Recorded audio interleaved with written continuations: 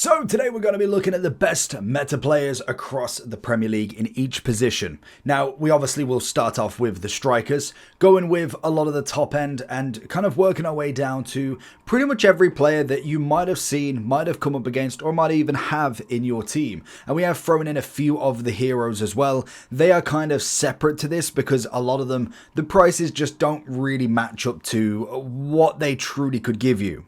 Now, personally for me, if we are looking at the strikers, the three massive strikers in the Premier League are Haaland, Isak, and personally my favourite at the moment is going to be Gyökeres. Now, Gyökeres, the big thing with him is going to be the Enforcer Plus. If you've utilised it or seen it in any sort of game mode, you know at the moment it's fantastic to use because not everybody knows how to defend it. A lot of players do push up straight up on the striker trying to nick the ball. The Enforcer Plus basically allows you to shield the ball and be able to turn off it. So if you have done it with other players where you've held RT in the corner, or LT in fact in the corner, and you're trying to shield the ball, this is basically that, but utilising it in a striker's advantage. And it does work very, very well for right now. I could imagine in the future it will have less of an impact, but at the moment it's doing pretty well in the mid card. I'm not talking elite level. There's no way that I'm ever going to be a pro at this game, neither do I want to be. So naturally, it's going to be a great card to utilize right at the start, and he's quite efficient with the pricing. I think for what you're paying at 140,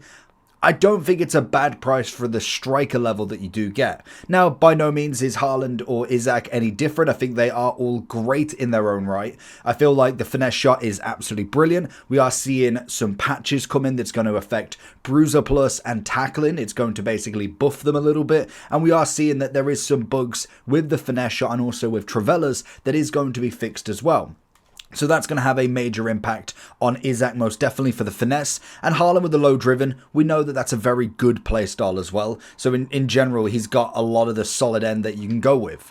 But then if you just go one tier below, I think Ekitike with maybe a rating refresh, but even not, I feel like any sort of evolution that comes his way to increase that shooting will be fantastic to see. And personally for me, the most valued striker that you can get at the moment is going to be Marmoush for a very starter price of what I think about 20,000 coins at the moment. He is absolutely fantastic. Now, I have changed my tradable version for an untradeable, so I don't actually know what my scoring was with the previous one. But he is the cam shadow striker for Gyökeres, so they both work in unison and they are fantastic with it.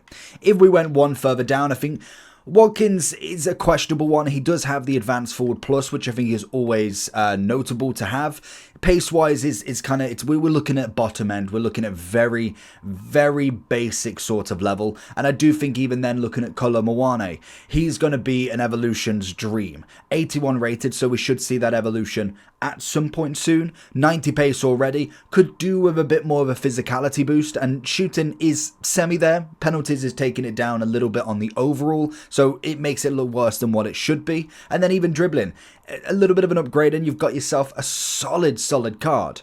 When you do look at the heroes though, we have obviously got Tevez, we got Berber. Ollie is in the base, the base hero match day or whatever it is, where you can basically choose between him, Beasley and Scott. I think he's personally my favourite option, again with the finesse. We've then got Keane, Cahill, Kanu, who I did manage to get out of my base hero pick, which was the max of 86. Unfortunately, the lowest price in hero, may I add. I'm not going to mention that a few more times. And then we do have our boy Peter Crouch. For the nostalgic overheads, you gotta love it. But realistically, when you do look at the pricing of a lot of these, they unfortunately are just not worth it just yet. Some of them are reasonable. Like, you look at Berbatov, it's only 50k, but really I would much rather go ahead and put that into another striker at this point. So if you're looking for coins, head over to eldorado.gg. There is huge amounts of verified sellers on Eldorado, and there is a money back guaranteed by Trade Shield. If that's not enough, there is 24/7 live support and also plenty of reviews across websites that will definitely put your mind at ease. And as always, before you check out, make sure that you are using the code JT11 for 5% off every single order. Back to the video. The wings are the interesting one with Prem. The left wing, just has nobody. Now, obviously, some can play both. Obviously, look at someone like Semenyo, can play the left mid. Kudus can play left wing. And then you've got a few that can play right wing. Doku is obviously versatile for both of them. And I do think there is the chance that you can utilise both at the same time. Like, I could go and use Salah and Kudus rather than necessarily having to go for someone like Gordon. Now, obviously, with someone like Gordon, he's a very starter card. If you're utilising the English team to be able to do any of the World Tour Silver Superstars, fantastic. But realistically, at this point in the game, you are probably outsourcing your kind of left and right wing potential for a different league. There's plenty in the NWSL, plenty in kind of Liga and La Liga. There's a lot of wingers that you can kind of get on board with. So until we start to get an upgraded Gakpo, maybe a better version of Gordon, something like that, even an informed Doku or something, you really are kind of stuck with a few choices when it comes to left wing or failing evolution potential. Whereas the right wing, I think you've got a great amount. Like Salah, obviously, coming in as what he is. He's absolutely fantastic. Left-footed, coming on the inside with his left foot. He's got the finesse shot, plus stats-wise are up there with the best of them, and naturally his price is going to give you that as well. So you've kind of got your number one option there. Really, there's only going to be so many right wings that would kind of overtake him. I still think they have done Saka again so dirty this year. I get it. Like, I get he's not necessarily the Salah-esque type, but whipped pass on a right wing that is so attacking, I just think it's one of them that, unfortunately with Saka, it doesn't, no matter whatever he does, he just needs an upgrade. He already needs a different playstyle plus a little bit extra pace, like 84 pace. Are we truly thinking that Saka is not a quick winger? Now, I know he's not necessarily always going to be beating a man. Like Salah does tend to kind of run onto things, but he is faster than 84 pace. He really is. And I know they've tried to kind of generate more buzz. Like, you can kind of see the difference, like obviously between, say if we go between like a Bowen and him, he's obviously got a little bit more pace. His shooting's up there. He's got better passing and some dribbling, but pace is the really one for Saka for me. I think they really could have just changed him to actually have been better. Even if they went with like a low driven or a game changer instead of the whipped pass, it would have been so much better for him.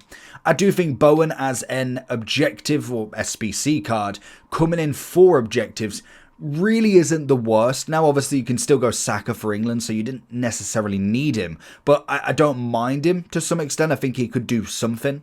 Then, obviously, Semenyo has just been absolutely on fire for so much time. It's been unbelievable. And naturally, he will probably end up with some more upgrades before too long. He has been on fire for Bournemouth. Now, going over to somebody who is kind of the only light we've got in our team at this point is Mbeumo. Again, kind of a mid to better end card. I feel like he's kind of a means to an end as such. 85 rated. He's obviously got the 4-star, 2-star, which is a bit of a problem. Naturally, the only kind of issue I have with him, because he's got the pace, some decent shooting, you get the finisher on him, you're absolutely golden. But you've got the game changer, which is going to allow you to do the Trivela shots, which will be fixed as well. Apparently, there's some sort of bug in them. But the fact that he is left-footed on the right wing with a 2-star weak foot, it is a slight issue for the card in terms of utilising that Trivela shot. Unless you're going inwards, so you've come from the left, from the right wing into the centre and Trivellaing it round to the right, you're not really going to utilise it as much. So it's one of them that I just think it's a means to an end for right now. Hopefully we get a better weak foot upgrade. Kudus, if you manage to get him, I think it's a fantastic objective card, especially from that Ultimate Gauntlet. I really like the Gauntlet. I thought it was a great addition to this year, and I really hope that they give us some good requirements. We're very early on, so I'm not kind of expecting them to give us like 10 rounds of 10 different countries, but I'm hoping we go to a more puzzle-esque sort of gauntlet that really makes you kind of go for some different teams. So that's going to be very interesting. And then very much on the top, you've got your evolution cards. You've got your Elanga, which is kind of your opposite side for Gordon, and you've got Cherokee that personally for me, I think is going to be a brilliant cam. Like most years for him, he's kind of that tricky dribbler, somebody who doesn't have necessarily 90 plus pace, but can hold the ball very well. So an evolution will be fantastic for him. Then obviously the heroes, we've got Lundberg, Cole, wanted to say Kuhl, Harry Kuhl, and also Hazard. Hazard being the monster that he is. Naturally, most of these will hopefully get an upgrade at some point in the near future, but they are going to be some of the better wingers that will revive a Prem team pretty well with the wing. Now, the midfield is where I think we definitely have a crazy amount of really good midfielders this year, from cams to centre mids to CDMs. I do think when we do look at kind of your box-to-box S-type, there is a few that definitely work really well. I think Reyners has had a monstrous start to this FIFA, especially because of his Dutch links. Him and kind of De Jong is almost the same sort of player in the sense of how they control the ball and how well they can do. And we've already seen an upgrade for Reyners. I do think that that is going to be a fantastic one. Now, I haven't obviously included Palmer or Reyners' upgrade, just purely on the fact that I do think if we're going from a gold standpoint, they are going to be fantastic even without their upgrade. Whereas Bruno, I think the pace upgrade is a massive one for him. Now, the pricing of him, I wouldn't necessarily pay that much in my opinion for him, but it's a much better version than his gold. Whereas I think it's just a slight upgrade for Reyners and Palmer. They're already solid in their own rights. Now, obviously, we do have the likes of Rodri at that 90. Again, pace is going to be a massive factor for him, which is absolutely fine. But he still has the tiki-taka plus, still has great passing, decent dribbling, some great defending and physical as well. And if you can work it out that you don't necessarily bomb forward with him every single time, he's most definitely going to be a very nice attribute to have in your team. When you think of going into a narrow formation, him at the kind of helm of the midfield, somebody that is on that defensive block, having then like Pedri, Vitinha, João Neves in front of him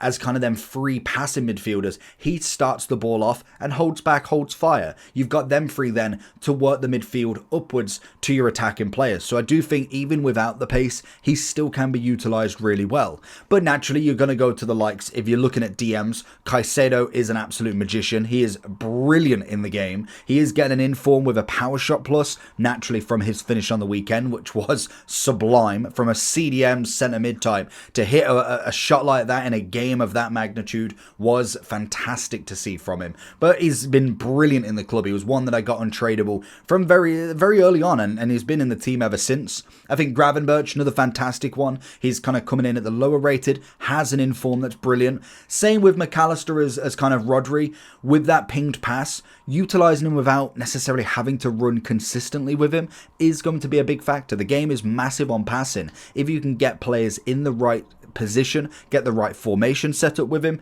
he's going to be a well worth substitution or even a main player, to be honest. We have got Wirtz, and to be honest, we used Wirtz a couple of games ago, and he is brilliant. He's a great cam. Now, obviously 89 rated, 200 and I think about 60,000 coins prior. He does have an 89 cornerstone as well, which is mega price, but he's only got one on the pace, shooting and passing, so I'd much rather go for the gold at this point. He's a brilliant, brilliant cam. He's kind of what you expect like a younger version of Bruno and Palmer to have in terms of the massive amounts of pace, but the game isn't about that for them. They're kind of more your passing, whereas Wirtz has kind of got the dribbling and passing down to a T, but even then still has a bit more pace that does help him out massively. Endo, very nice CDM option, especially for your bog standards. And we have got some more kind of lower end priced with like Tonali as a CDM, Xavi Simons, obviously Declan Rice with a box crasher plus. And I was asking myself, because I use personally Patry as the box crasher for me, and I was thinking, well, she's always knackered by 60 minutes. Like, you have to take her off. Didn't realise Rice has 92 stamina. That is going to be a fantastic stat to have whenever utilising in that box crasher plus. So it's an interesting role to have for him. And then you've got a couple more. You obviously then have some of the heroes, and I have got two of the midfielders that are coming from the season pass. Mainu looking pretty decent. Again, whether we get to that point, because it's probably a couple weeks away still, and think, do we need them? I feel like they're going to be good gauntlet players, more so than anything. And then the midfield three, you've got Okocha, you've got Ramirez, and you've got Yaya. I mean, they kind of speak for themselves as some of the best midfielders in the game as well. Yaya and Ramirez most definitely, and even Okocha throwing himself into the mix as one of the better cams that you can get on very, very early gameplay. Then whenever I do any fullbacks or lists, to be honest, it's pretty bleak across the board. I feel like this was the same last year. It seems like fullbacks in general on the game are just not good. Like, we don't have men. Like, there is two that I think I could recommend to everybody if price wasn't a limit for gold players. That's Hakimi on the right, and it's Nuno Mendes on the left. Now, yes, you've still got some very good cards. Like, I'm not saying all of these are bad, but when you look at the generic talent, like Frimpong, fantastic, obviously has got himself the pace. Defending and physical are absolutely atrocious for a starting fullback, but the pace makes up for the lack of that, if you get what I mean. Whereas you look at someone like Reece James, solid upgrade. It's what made him so easy to go with, because he's got a very good base for a fullback. Now, obviously with the roles, he's got the fullback plus, but he has got the fullback plus, which is what I personally like. But then you look at the rest of them, like Ola, Pedro, Timber, obviously Walker for more of an evolution point of view. There's not really anybody that I'm like, that is an absolute must. Like, Timber as an evolution is going to be fantastic. I'm assuming he will get an upgrade at some point that will make him better. Same for Frimpong, maybe for Pedro, and Walker might get some sort of moments at some point in the game. And I think, yes, that will definitely change the card dramatically. At the start of the game, it's kind of just, it doesn't matter as such. You can kind of just go for anybody. As long as they got a bit of pace, it doesn't matter what their defending is. And the left back gets slightly worse, but I mean, Kirkes and Robinson in terms of in-game are not the worst. Like, I definitely think you could get worse. I think for me personally, Baude and Ferland Mendy will be the two that most people will be looking at. You've got obviously Gravador, you've obviously got Ain't Nuri, you got Hato as going to be a great upgrade if he does manage to. Undogi, you've got Kukurea as an 84 left back, and then you've got Madison that is going to be again another revolution. I do think this is probably the weakest point that you can get, but it's possibly the cheapest point you can get as well. Then the one thing that really kind of takes away from the fullbacks is we have some beautiful centre-backs this year. Some absolute gems. Virgil van Dijk, the kind of highest rated centre-back, that, to be honest, I've been getting a lot of negative to say that Virgil isn't the same this year. I mean, yes, maybe he's not necessarily as cutthroat as previous years, but I will still stand by it. He is one of the best centre-backs in the game still. And whenever I've come up against him, he's been an absolute block. Yes, if you've got no defensive ability, then you're going to make anybody look silly. Like Konate, for the first 10, 20 games ago, I got him on like literally the first like day of actually coming on to FC. He was awful for me. I learned to step back with him much better, like way better. Even Ake, you can make him look incredible. It depends on how you're defending, and I still think Virgil will be one of the best centre-backs in the game. That being said, Saliba looks like an absolute beast this year, and Van der Ven again has got an absolute rocket on him when it comes to pace. And even then, the defending physical isn't that bad. Like, you throw a backbone on him, he's most definitely a much better player, and definitely worth the price that you can pay. But you've even then got the cheaper options. You've got Konza as an absolute, like, under a K value, still decent across the board. Same as Ake, both insanely cheap. You go up a stage, you've got Hincapi with a slight tackle plus. You've got Morelio with the 80 pace, 83 combo. And then even LaCroix with his 88 pace. They're great across all price tags you've got your under a K, you've got your 10k, you've got your kind of 20 to 30, and then you've got your 100 or 50 to 100 in terms of the centre backs. Everything is absolutely magical with them. And then you've got the heroes, which obviously King, Company and Stam. I kind of threw away a bit of Jamie Carragher, as I feel like these three would be the kind of ones you really look at. Obviously Company and Stam would be your more favoured, but I really wouldn't throw King out this year. With that anticipate, he is going to be an absolute monster. And then again, like the defenders, we've got a price budget for every keeper as well. If you are absolutely on day one, you have no coins, Vicario and Pope sells will definitely help you out massively. You go one stage up. You've got Mama, you've obviously got Martinez. What is Mama's name? Because I can never say it right. I'm not even going to pronounce it. I will butcher anything. But you've got obviously the Liverpool keeper at 6'6". You have Martinez at 6'5". You then have a little bit more up. You've got a bit of Pickford, who is a solid English keeper. You go one stage up. You got Raya, little bit small for a goalkeeper in my opinion when it comes to in-game. I personally do like the more taller keepers. You've got your two heroes with Howard and Dudek, both relatively affordable as well. You then go one stage up to some of the best keepers in the game, team. You have Alisson that has been magnificent for me and done a whole champs run and done fantastic. And then this week I'm going to go for Donnarumma, who I have heard is an absolute giant when it comes to playing in the game. And again, very rarely lets anything in as well. So you've almost got two of the, I'd say you've got top 5, 2 goalkeepers in the same league. Kind of how it previously was. Like Ederson and Alisson were no joke in the game in the goalkeepers, but Donnarumma, Courtois, Alisson are kind of the 3 that normally everybody kind of gravitates to. And I do think that'll be exactly the same, and potentially even more for Donnarumma this year, being in the Prem, and how many players that are gravitating to Premier League. Looking at your Gyökeres, looking at your Isak, your Haaland, your Reyners, he's going to suit in very, very well. So I do think Prem is a very solid era to go with, and this year seems to be just so much better as a starting point. But we will see kind of when promos start to go in full flow. We start to see the first month and second month and see where we go from there. But let me know down below if you'd like to see any other leagues. Make sure you do like and subscribe, and I'll catch you all for that next one. Peace.